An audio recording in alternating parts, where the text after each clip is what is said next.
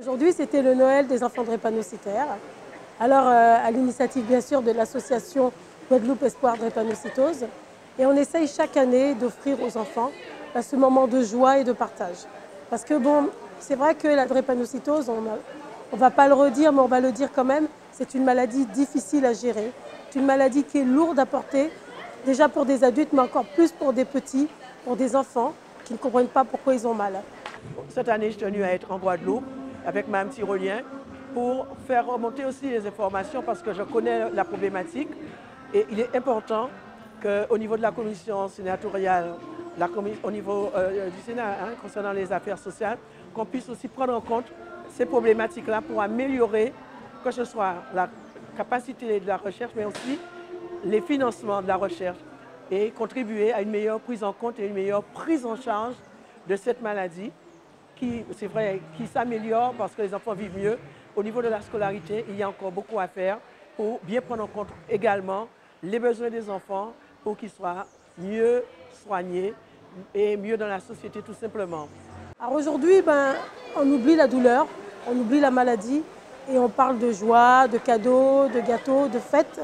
Et on espère que ce moment-là va les remplir de soleil pour qu'ils puissent supporter les piqûres, la maladie, la douleur, les douleurs dans le bras, dans le ventre.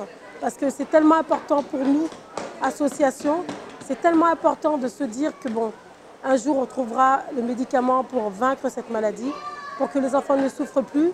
Alors en attendant, on essaye de les remplir de joie et d'espoir.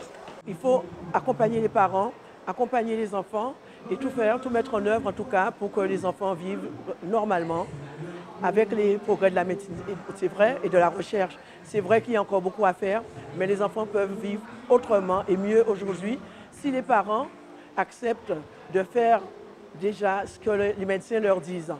C'est très important d'impliquer aussi les enfants pour qu'ils sachent quoi faire et à quel moment les faire.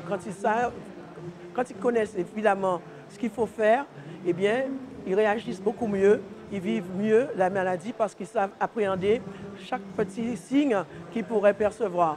J'espère que l'année prochaine, on se donnera le même rendez-vous avec encore plus d'enfants et qu'on aura encore de meilleures nouvelles à offrir sur la recherche.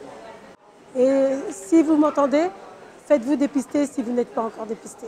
Ça, c'est le grand message que l'association veut vous passer. Voilà.